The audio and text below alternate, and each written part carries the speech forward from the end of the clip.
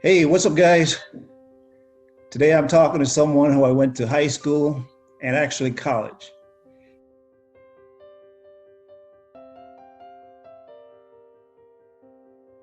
And today I see him as a celebrity. We haven't talked in man, it's got to be close to either 30, 35 years. Probably 35 years or more. Yeah. So, ladies and gentlemen, I'm going to introduce to you John Valentino. Hey, how you doing out there? All right. I'm Mr. Forrester. Yeah, before I jump into it, let's start out, man. Back in high school, we knew you as John Gary, Yep. hmm and now you go by John Valentino. How did you get that name? A singer named Jean Carn that I was working with at the time, and she's like, "Well, your middle name is nice. Let's just do John Valentino." And then I started thinking about it because I remember one time back in the day there used to be a theater where I guess it's still there out in the suburbs of Chicago called the Drury Lane Oh Theater. yeah. Yeah, and there was this Irish singer that would come through, and his name was John Gary. And he was an Irish guy, and he sang pop and country kind of things. And I remember he was performing there one day, and some friends of mine that knew me as a musician said, "Dude, I saw you were at the Drury Lane. How come you didn't let me know? I could have brought people." And I said, "Oh, that's not me. That's the white guy, the singer." And I started thinking, "Whoa, I need something that's going to set me, no matter, I mean, I didn't know if I was going to ever really stay in this business, but I Uh-huh. said, I need something that's going to distinguish me from John Gary, that singer." And I said, wow, there's no one out there using John Valentino. There's Rudolph Valentino, there's all kinds of Valentinos, but there was no John Valentino. So I said, so Gene Carn was like, yeah, John Valentino has a nice ring to it. And that's why I've used it. Yeah. So, I go to your Facebook page, man. You know, you remind me of a celebrity. I look at those pictures. I see you with Dick Clark. Yeah, right. Was it Rick James? Rick James, all kinds. You know what the thing is with me, how I look at it. Everybody say, "Are you famous?" And I said, "Well, I'm not famous. I just work with famous people, and famous people know me." So to me, fame is a fleeting thing, and it's so abstract. What is fame? I'm famous at my school. You know what I'm saying? Everybody says, "You're famous." I said, "I'm famous at my school. Every kid at my school knows me." So what is fame? So you could be a big fish in a small pond, or Okay. you could just be a medium-sized fish that's has this area of the pond. So I'm just enjoying my area. So you are a professional musician and you also work in a school, a teacher, Right. right? Yeah, I'm dean of students at a school in California. So Yeah. I get the best of both worlds. All You right. know, I get to shape young minds and prepare them for the future to take over this country.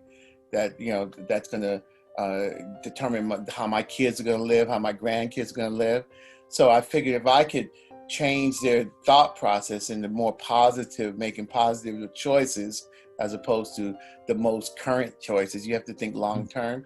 If I could change their mindset, maybe they won't be popping me in the head and stealing my little wallet when I'm 85 and hobbling around shopping. So Yeah. I show them that they do have options. There is a place for them in this world, in this society. Okay. So, Well, help me understand something, man. I think the last time I saw it was, in 1983. So, what made you decide that California is where you needed to be? well, so I went back to Chicago, and I was like living. I said, now what do I want to do now? So I played with a couple of bands around Chicago, and then I met my first wife. My first wife was a flight attendant for United, and she was like living downtown Chicago. I was playing the downtown clubs, and she was like, um, you know, we should get married. I said, okay, cool. She said, yeah, let's get married, and you can fly, and you can come hang out with me, and you can play your music. And I said, well, that's a pretty good deal. She was beautiful, and I loved her. She was a good person. And she said, I just said, man, I really want to live in California, because I met some cousins out here. When I came out with the marching band from Northern, we played for San Diego Chargers football game. We left DeKalb, Illinois. It Mhm. was 68 degrees below zero, wind chill factor. And we got to San Diego, it was 89 degrees. I said, whoa, this is ultimately, this is where I want to be. So long story short, got married, and my wife said, well, you know, I could transfer and be based out of LA. She transferred out to LA. I said, well, let's do it. And I wound up coming on out to LA to live. And it was, you know, that was a process too, you know, because you can't just, LA is a place where everybody wants to work. So she couldn't just say, I'm coming to LA. So it took months, but I came on out to LA anyway. So me being Mr. Independent, never wanted my parents to do anything for me. I got out here, brand new car and no house, no apartment, no real job. So I figured when she got out here, we put it all together, but it took her a while to get out here. So she had to keep her apartment in Chicago. So I wound up living in my car for like months. You know, living in your car? My car at the park. There was a Fox Hill Mall, and there was a park out here by Fox Hills Malls. And I would park my car, and in the morning get up and go into the little bathroom in the park and take a cold. That's why I could take a cold shower. It doesn't bother me anymore because I got used to cold water back in those days. And because I could have just made one phone call. My parents both worked, and their mission was to take care of us. But I just felt like at that time, you know, it was time for me to take care of me. I didn't want my mother would have paid. When I tell my mother this now, she's 91 and cry. She would cry just thinking about this. But that was my thing. I said, I'm a man now. I need to find my own place. I'm not gonna have you paying my rent. So I was living in my car, doing odd jobs like inventorying at a pipe company, you know, and just saving up some money. And then one time I was playing a show that. How did you get your big break, man, with the Whispers? And at this time, back in the day, they used to have this music convention in Atlanta, Georgia, called Jack the Rapper Convention. And so everybody that was anybody in the industry would come there. All the new artists, everybody came there. So I went down to Jack the Rapper, and I ran into the Whispers, most notably Lavelle, one of the background singer guys. And he was telling me, hey, we're getting ready to go to Japan tomorrow. Our saxophone player is leaving the band, and we're going to be needing a new sax player. So he said, I will be back in 2 weeks. Man, 2 weeks to the day. I was burning. I was every 20 minutes calling Lavelle. Hey man, so what's up with the gig? What's up with, you know? And then finally they called me and said, hey, we're putting together a tour. It was the Whispers in After 7. Okay. And we're putting together a tour, and we want you to come out and play sax for us. The Twins love you, and we want you to come out and be in the band. And so I flew out, and that was it, man. From that day till now, I've been with the Whispers, you know. And it was kind of cool because I had a friend, the young lady that used to do the wardrobe for Phyllis Hyman, from Milwaukee. She was living in Oakland. She said, well, hey, I got a 3-bedroom home. Why don't you just come crash here until you decide what you want to do? And that's how, you know, that made it possible for me to hook up with the Whispers. Wow. Yeah, the Whispers, they've been around for quite a while. How many years exactly? 56 years or something like that. Yeah. Yeah, about 56 years. Oh, man. Yeah, I've been with them like around 30 years, but they're 56 and going strong. You know. Wow. So I take it then that you have played all over the world in that respect. All over the world, yeah. And one thing about music, man, it's a universal language, bro. I mean, you go anywhere, people that don't even speak English could still sing. What are some of the countries that you played in? We were in Zimbabwe, we were in Ghana, South Africa. We did, of course, England and Italy. We did France. We did Tokyo, of course. Been to I've been in Indonesia, been to Korea. I mean, it's just like Canada, of course. I did Mexico City. I mean, really, we're different between the Whispers and the other artists I've worked with. You know, it's just been a lot of in almost every state except for Montana and maybe every state, Idaho or something like that. Pretty much every. This is a kid's dream or something like that. Everybody thinks about it. So what's the feeling like performing in front of large crowds and stuff like that? What is that like? It depends on you, right? Some people get nervous and all hyped up, and then some people it's just another day at work. For me, as far as like pre-hand before the gig, I'm just going to work. It's just another job. But if I go on stage, I don't care if there's 13 or 13,000. I give major drama. I'm gonna dance. I'm gonna play. I'm gonna do everything. I'm gonna smile. I'm gonna clap. I'm gonna jump around. That's just what I do, because I don't care if it's just one person. If that one person spent $1, they're gonna get their money's worth. And so for me, it's not like I look and say, "Oh man, I can't believe we're gonna play here. Oh my God, we're gonna play." No, it's like, okay, I just want the show to be good. I don't care if we're playing in my backyard. I want the show to be good. So I don't really get caught up in the esoteric beauty of things, because here's my thing, like from being on stage or being off stage, when the contrast, like a lot of times before the show, you're like outside or at a restaurant, or you're like in the lobby when people are coming in, especially when you're the headliner. So you're in the lobby and you're seeing, hi, how you doing? How's everything? You're just kind of just chilling. And people, like may speak or may not speak, right? Mm-hmm. And then after you go on stage and that light hits you, you're automatically and magically transformed. Hey, hold on 1 second. Let me turn this light on. It seems like it's getting kind of darker. Okay.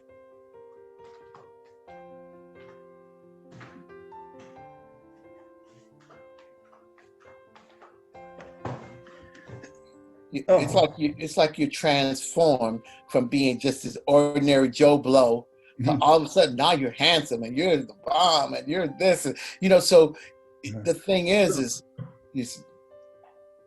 I think like that light. Oh yeah, that's better. Okay. Cool. Yeah, the thing is just not believing. If you don't get caught up in the hype, you know what I'm saying? Because I feel like being a musician, that's the least of me.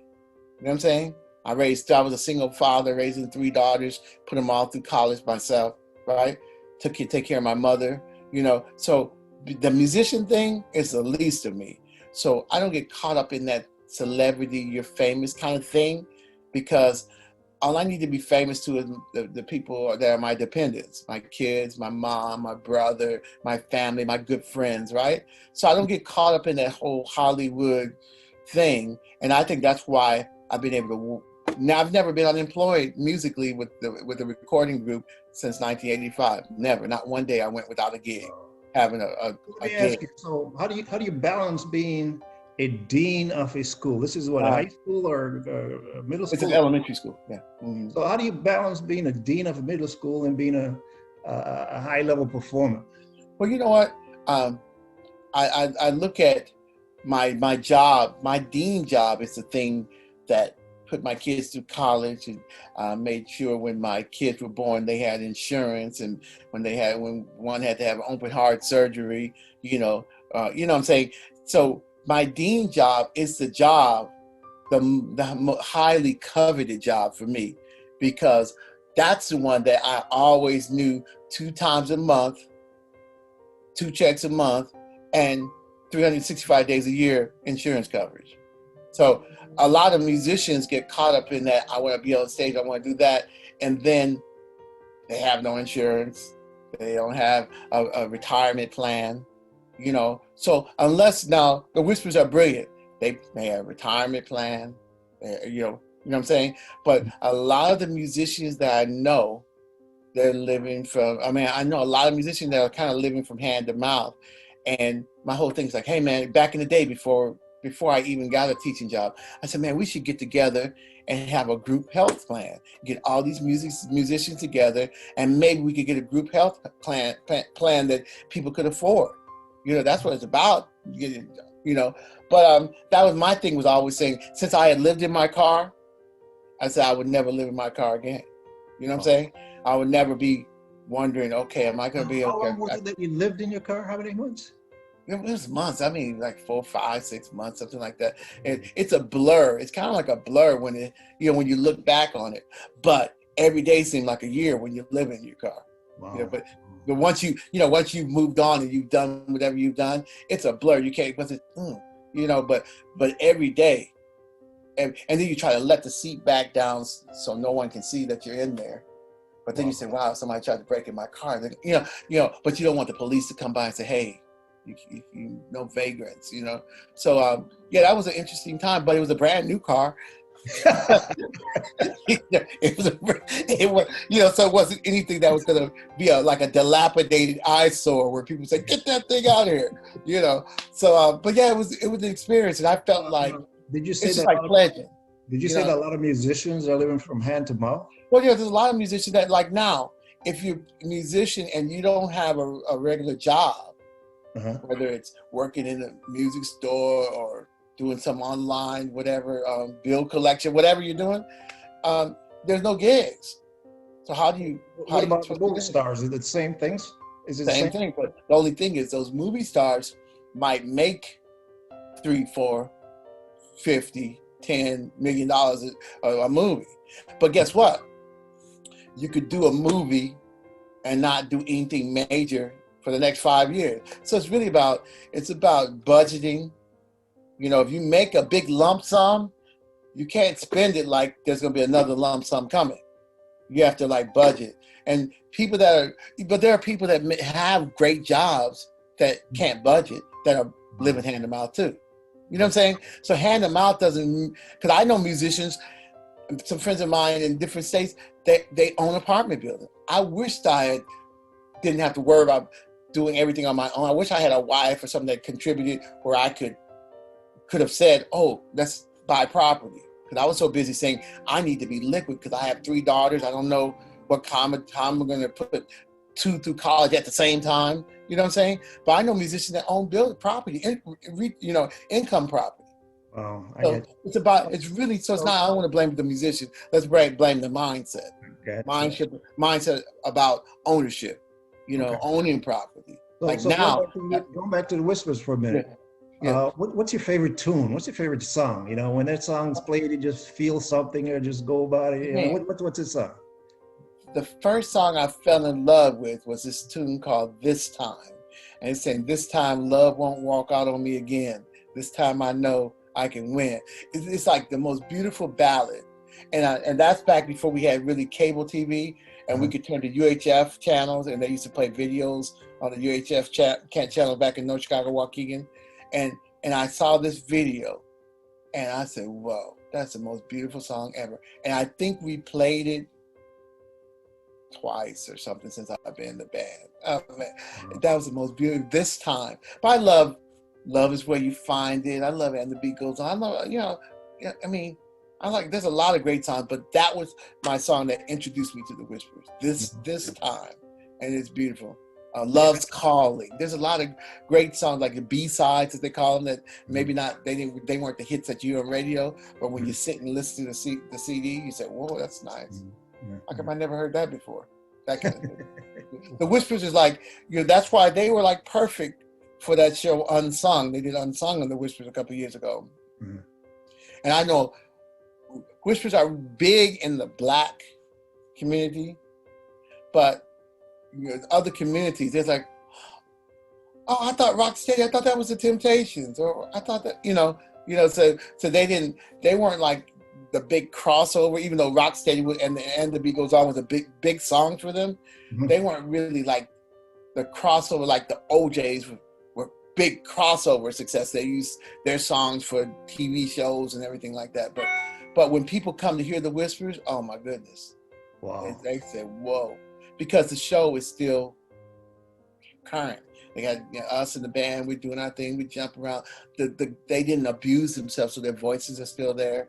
So makes it nice. They're real professionals then. Oh my God. Last night we did a live video for some radio station out of Chicago, but we filmed it here in Disneyland, by Disneyland, a virtual concert. So it was pretty nice. So you guys are still busy during this pandemic? Yeah, well, that's the only thing we did. There were only 13 people in the whole building. The band plus about six lighting guys and a couple of guys wives, and that's it. Okay. But I think I know this, but even in high school, I think you were performing. You were always playing the saxophone. So every time you see John Gary, you always assume It was connected to the saxophone. But I never really asked this, but what made you started playing music in the first place? Well, see, it was for me. Like I said, I started playing drums in second grade. Then my drum teacher went to Vietnam. So this was back, we're dating ourselves now. Sure. So the drum teacher, because we live right next to Great Lakes Naval Base, so he was a Navy guy. He went to Vietnam. So stopped playing drums, had a brand new drum set in the basement. And then one of my teachers in third grade gave me an LP of Boots Robinson, no Boots Randolph, and he had this song called Yakety Sax, and they used it on the Benny Hill show, and I thought that was the best song in the world. And I said, I started cutting out pictures of saxophones and acting like I was playing. And then I said to my mother and father, I said, hey, I want a saxophone. I want to play something that can play the melody. Drums is just rat tat tat tat, and you got to have a whole drum set. Horn, you throw it over your shoulder. You can go to any club and jam or whatever, right? So I said, yeah, I want to play the saxophone. And my mother was like, we just bought your drum set. So how do we know you're gonna play the saxophone? The saxophone is even more expensive. Some saxes are really expensive. And so finally, my mother found out she had breast cancer, and so she was like, okay, now I might die. And I don't want to die and have my son, all he remembers is she wouldn't even get me a saxophone. How old were you at that time? Yeah, so she had breast cancer, and then how old were you at that time? I was 9, and like 8 or 9. That was just fourth grade. I was fourth grade. So I was like, okay. So she bought me. I remember coming home from school, and there was this old beat up station wagon in my driveway, and I knew that was from Sage Music Store out of Libertyville. And I said, uh-oh, this is looking kind of promising here. And I walked in, and right in the living room, they had the saxophone in the case open, and they were signing the papers and bought the sax for me. And so my mother was like, I just don't want him, because my father was a military guy, quiet but strong. And she was like, I know if I die, my husband he's probably not going to buy him a sax. He's going to probably get him ready for military school. So my mother made sure I had a sax. So she had the surgery. And my mother's that strong woman. And she said, yeah, I'll do the surgery, but I'm not trying to do the chemotherapy and the radiation. That's not, because my mother was a nurse. So it was like, I'm not going to have you burning up my body with that stuff, because they didn't really know what they were doing yet with the radiation and chemotherapy and stuff. So she said, so I'm not going to do, and she said, besides, my mother had hair down to here. She's like, besides, I'm not going to lose my hair. And I was like, Mom, that's pretty selfish, don't you think? And so they gave her like 6 months to live. And I was like, dude, I need to learn how to play something in 6 months. So I went from the fourth grade band program to the band with the 8th graders in about that length of time. Because I was trying to rush and learn how to play before my mother died. And like I told you earlier, my mother lives with me now, and she's 91. So so she beat the odds, But that's how I started playing. So and my mother used to take me to clubs. My mother worked night shift. She'd take me to clubs and go in the manager's office and go to sleep while I played my gigs with my local band. Then she'd take me, drop me off at home, and then go to work. So she was always the one driving me around until I got my driver's license, driving me to gigs, and just sleeping in the car, I guess that's where I learned how to sleep in cars from. She would sleep in the car, sleep in the manager's office. So she's the reason why I'm still playing, why I play. And during that time, she was battling cancer. Is that what I mean? Yeah, but she went back to work after her mastectomy. 4 weeks after her surgery. Even though they told her she was going to die in 6 months, she was back at work in 3 weeks, 4 weeks. That was like in the, 70s, 60s? No, 68, 69. Wow. Yeah, it's back in the 60s. Man. Yeah. So, so she's always been that, that's why everybody says, so you live with your mom? I said, no, she lives with me. When you pay all the bills, she lives with you. Yeah. So it's beautiful. She's still my best friend, 91. She's still sharp. It's amazing. All right, I got a tough question for you, man. You're gonna have to think about this one. So, just based on your journey, all that you've accomplished, and what you've accomplished, a lot of people have not. No. If you were to give any advice to the younger you, I'm talking about the younger you back in 1977, that's when we Yeah. graduated high school, Right. what advice would you give to that younger you today? Just Okay. knowing what you know now. Okay, now, there's certain trade-offs in life. I know musicians that are incredible musicians that have no social graces. They couldn't put together a sentence to save their lives, but they can play their butts off. They didn't know how to work with people. They didn't know how to get someone to buy into whatever they're trying to sell, So I think what I lack, I could have been a better musician I should have, like, when they were paying for all these expensive lessons for me to study with this great jazz saxophonist in Chicago, but I was enjoying being in college, and then I started another major, and then I enjoyed women in college. And I think that maybe if I had done a little less, socializing and just a little more of the focusing on the sax thing, but I did well in special ed and elementary ed, my other degrees. So, and that's what's making it where I can live the way I live, making sure I have a job. So, long story short, there's some things I might have tweaked a little bit, but basically the path I've taken made my life really comfortable after I left Fox Hills parking lot.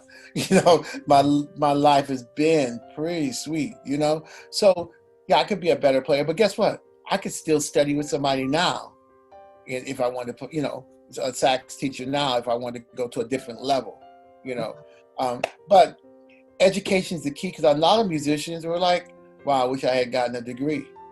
Well, when I was on the plane flying to gigs doing my thesis, I went back to do a master's program at 52 or 53 or something like that. And I was on the road traveling, and I was doing a thesis on airplanes, Wow. and working full time and touring and being a single father, So I think my life, I could have done a whole lot worse. You know what I'm saying? I'm not rich, but I'm comfortable. But I could have done a whole lot worse because my kids aren't dependent on me. They all have degrees. I'm paying their college loans off because that was the promise. You get out in 4-5 years tops, I'll pay your loans, right? So I could have done a whole lot worse, and one of my daughters was saying, yeah, you weren't there. You could have been more emotional. And I said, well, you know what?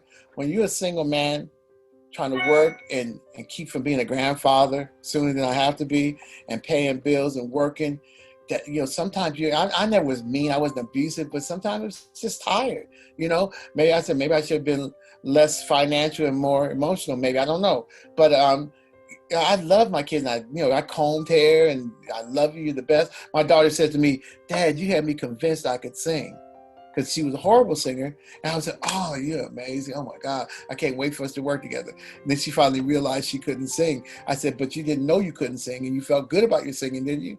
That's all that counts. I gave you love. I gave you support, Listen, man, I owe you an apology, because I took a look at your Facebook page, and I just thought that you were living the celebrity life and stuff like that. Oh, no. And now I realize that you were a great guy, a dad, and a regular guy in that respect. So yeah, regular guy. That's the problem with Facebook and all these things. We see Right. things and we assume stuff, So it's Right. good to hear all these things. Yeah, but you know what? And one thing, I never on Facebook is more like a business. I don't post a whole lot. Every once in a while, I'll post a picture of something. Maybe I haven't done it. Haven't done it in so long. Posted really. I might post pictures of my grandkids, or things like that, or my daughter, or I did some pictures of my mother. It was a great picture I took. I was in my cap and gown. When I graduated with my master's, my youngest daughter was graduating from high school, so we were both in cap and gown, and my mother was in between us, and we were both kissing my mother. That's my favorite picture ever, So, but my thing is like, I'm a Gemini, man, and I'm not really into signs, but I'm a Gemini, the sign of the twins. My school life, my teaching life, my academia, that's one life, and that's when I'm doing that life, that's what I'm doing, right? Then I do my music thing. But see, I never fell prey to the drugs and the drinking. I always wanted things. I wanted a nice saxophone. I want a nice microphone. I want nice clothes. I want my kids to be able to have the nicest clothes. You know what I'm saying? So a vague memory, you know, you're getting drunk and getting high. Those are vague memories that they're fleeting things. I wanted to be able to put my kids through school because I knew I was going to have to do it by myself. You know, my ex-wife is like really doing well now. She's helping in some areas with the girls now, which is really good. But I knew that push come to shove, I'm going to be the one they're going to be coming to about, Dad, can you pay for this? Can you buy this? Can can you help me fill out this application? I paid one company to. So, so what's the next step in the journey for you? I'm gonna tell you one of my things the thing I bounce around a lot in my head. In our in North Chicago, the state took over the school system. You know, North Chicago schools. You know, so they're running it. The fat cats from Springfield are running. Running the school district, and there's a few of us, like the Brooks, Yolanda Brooks, Cassandra Brooks. A lot of, so few of us have masters in I have masters in school administration, and Cassandra has a PhD, in education. She's been a principal as assistant soup, and I just felt like if some of us got together that are in academia, came back and committed to 4 years or something of trying to bring North Chicago schools back to some kind of prominence. That's the only cold place I would ever move to. I would move back home to dust off and shine up the district, because that was an amazing place, and that's why we're doing what we're doing, because they laid the groundwork for it. Bottom line, what we're doing now. Yes. I mean, people can look to us and respect what we're doing as Black men. And it's just men. Because I don't even want to put the Black title on it. Just even if it was a white guy doing what we were doing, it's still impressive what we're doing and trying to give back to community, not just to Black people, but just giving back to the community. So I'm proud of what you're doing. You're doing your thing. You got the real estate going on. You got, head hunting, and that's some good stuff. We need that. And we need to have people that we can reach out to that could point us in the right direction. Young Black guys, people looking for work, anybody looking for work, having someone that could groom them and make them marketable. So what you're doing is admirable. It's a beautiful thing, Yeah, we definitely have to put ourselves out there and set some good examples. Because if we don't do it, we're not really helping out the ones behind. So right. And the bottom line, either you can listen to somebody cry, or you can prepare them so they have nothing to cry about. So that's what we should do. And it's a beautiful thing that we still have that fire in us that wants to do something. We're not just trying to sit back and say, yeah, when I used to be young, I used to,